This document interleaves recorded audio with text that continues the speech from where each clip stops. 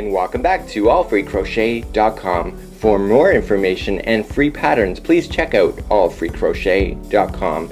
If you ever wanted to crochet with wire and make some fabulous jewelry to accessorize your wardrobe or even to make some extra moolah, this is the tutorial for you. Today we're going to go through the fundamentals of choosing what materials to work for, what to look for, and we're going to do step-by-step tutorials within this one. So let's get started on this fabulous tutorial brought to you by AllFreeCrochet.com. Crocheting with wire is actually a very simple process, and in July of 2010 I went to the store and it was a beading shop, and I really liked the ideas of being able to crochet with wire, and she was able to show me some techniques on being able to do it. Now her bracelets were a double crochet and they weren't as thick as this, and I thought to myself, you know, I'm not going to do double crochet, I'm a little bit gifted with it, so I decided to do this somewhat of a Catherine wheel stitch, as you see here.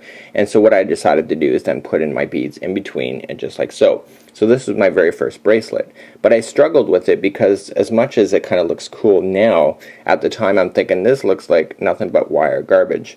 And I thought to myself, there's got to be an easier way. The woman at the store just demonstrated verbally to me on how I was able to make this jewelry, and it was really quite an exciting process for me. I got all revved up, bought some wire, bought some beads, you know, I'm all revved up, I'm going to start a jewelry store, this is going to be great. And I get home and it's a lot harder than I thought.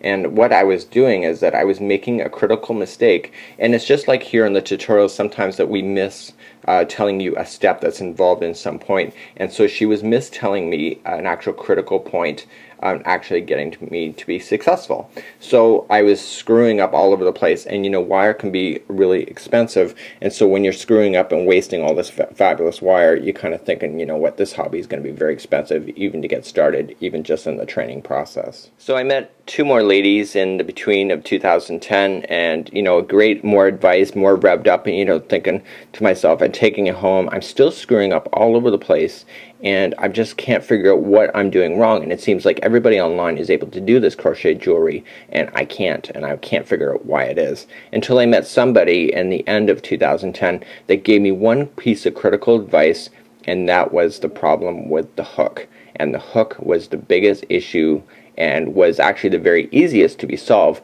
but I didn't realize that was the issue. So let's go through the materials that you see on the table here, and let's go through a verbal demonstration before I take you through the actual physical. Okay, so let's start working through the actual materials that you see here.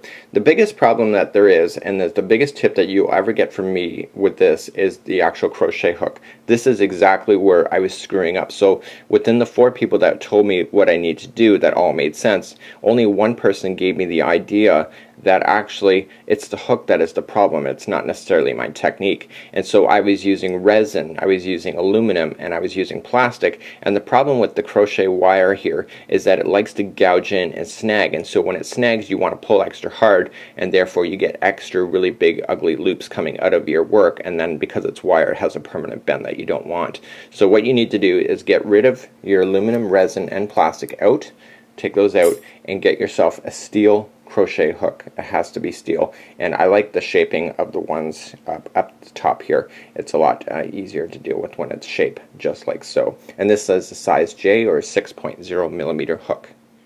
Choosing your wire is probably the most critical point of actually longevity of your particular product. So for example, I want to choose this beautiful silver that's over here. You know, this is really nice and silver, but when you're using it you start seeing black coming off your hands, and then over time you will start to see this kind of rust out and tarnish up on you. So you know what, it looks fabulous in the first few weeks or months of your project being done, but then you might end up with stuff that's just like totally looking like garbage within a year. So you got to avoid that. And some of these here, these are all, everything that you see, all the wire here is all copper, and it's just plated with silver or different colors that you see here. And these wires here are really amazing to work with, but you don't want to scratch them up too much, so you want nice even flow, because what happens is that you start scratching off the paint and the surface coating for it. Also, with you're looking for wire and you don't want it to tarnish, look for wire that says non-tarnishing, and that will be huge, because then you can know that your work can actually sit in beautiful boxes for a long time and not tarnish up on you and be able to wreck up your artwork in the end. So look for the non-tarnished wire and look for a 26 gauge, or if you're looking to be a little more daring or something that's even more fine work, go for the 28 gauge. Let's go through your tools now.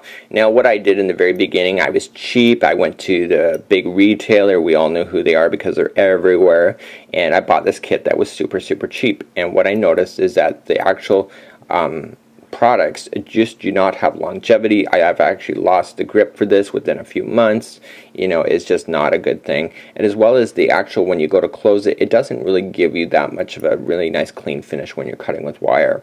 So when you're looking for tools, I would recommend that you actually try to look for actual crochet, or sorry, actual jewelry, works of art, just like so. These are almost about $8 to $10 each, and you know, when you look at the kit at the big stores, you're looking at $10 for everything. But these, look how it closes nice and flat. It's got no teeth on it. It's just wonderful. It shapes in your hand just perfectly. I love it.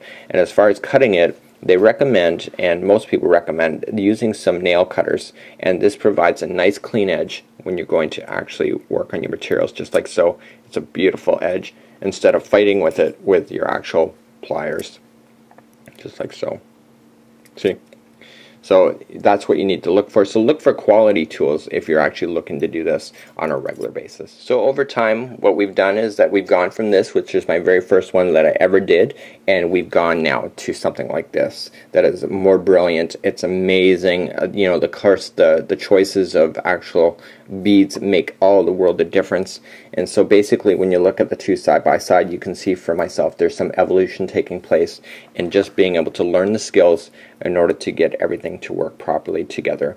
So let's go through and actually start just where to buy the beads, where you're going to get those, and let's talk a little bit about that before we go. And finally, bead choices. Where do I get my beads? Well, most of the stuff I get from online purchasing and not actually in stores. And the reason for it, I live about 2 hours away from a major center. It's a lot of driving for me, and usually I can get free shipping if you buy a certain amount, or you can actually get the product at a fraction of the price. Or sometimes when you're Googling it, you can actually find other stuff within the same site that is really, truly amazing that you would never see at the retail store that you've just visited.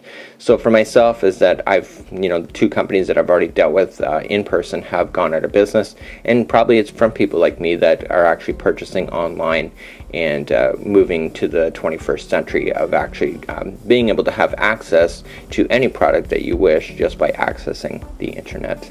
Until next time, on behalf of AllFreeCrochet.com, I'm your host Mikey. Let's move along now in further episodes on how to crochet with wire, do beading with wire, and then eventually make a crochet bracelet. Until next time, I'm Mikey.